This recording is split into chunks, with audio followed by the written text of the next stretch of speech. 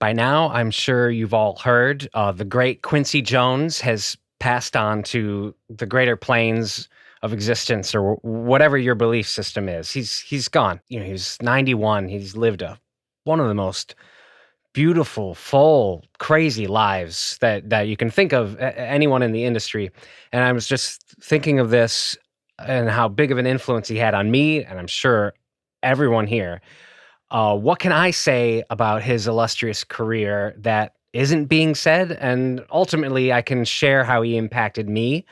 And that's what I'm going to do, how he impacted me as a musician and as a human being. I'm going to start with his music. And if you haven't heard it, go listen to the 1969 album, Walking in Space. The personnel on this thing is stacked. Hubert Laws to Freddie Hubbard, from Toots Thielmans to Roland Kirk, and Bernard Purdy on drums, Ray Brown on bass. Ray Brown is on the Mount Rushmore of bass players. Even Chuck Rainey plays on a track. Speaking of tracks, Killer Joe, which is kind of like an overplayed high school band thing. Go listen to this record. It swings so hard.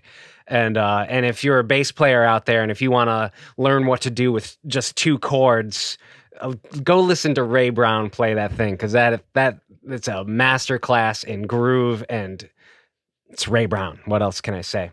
That album, that CD, when I was a kid, was one of the first big band records that I would listen to a ton. There's something about that album that I connected with. Maybe its place and time felt a little bit closer to groove. I was super into funk and stuff as a kid, and it didn't feel that far from it, like some earlier big band stuff. And as you all know, Quincy's career evolved, and one of my other favorite records that he produced was the Brothers Johnson, Look Out for Number One. Go listen to that if you haven't heard it. One of my favorite hooks of all time, get the funk out of my face, get the funk out of my face, out of my face. It's the hook is just so iconic to me in my personal life. And on this album, you can hear the production brain and style that Quincy's leading up to that gets us Michael Jackson's Off the Wall.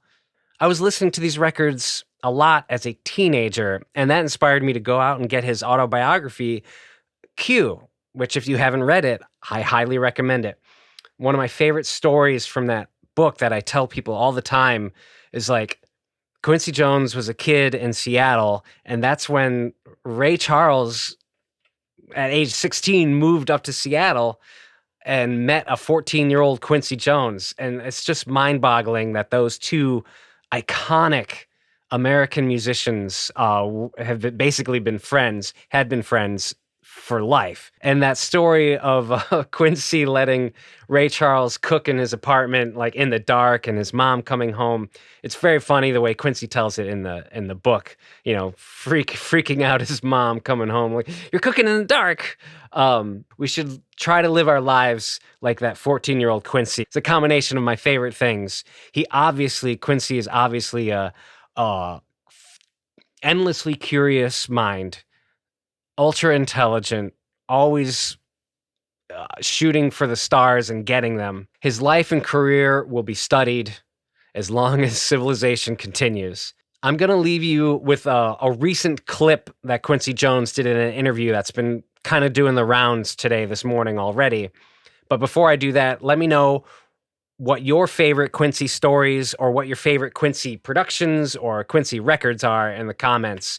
And with that, as always, is peace and be good to each other. I'm discovering a lot of things about myself, and I'm trying now for the last 2 years to get all of the negative thoughts out of my body. Grudges, no more anger. It's a waste of time. And Mark Twain's words just overwhelm me. Anger is an acid which does more harm to the vessel in which it's stored than anything on which it's poured. And isn't it amazing to get to 85 to figure that out?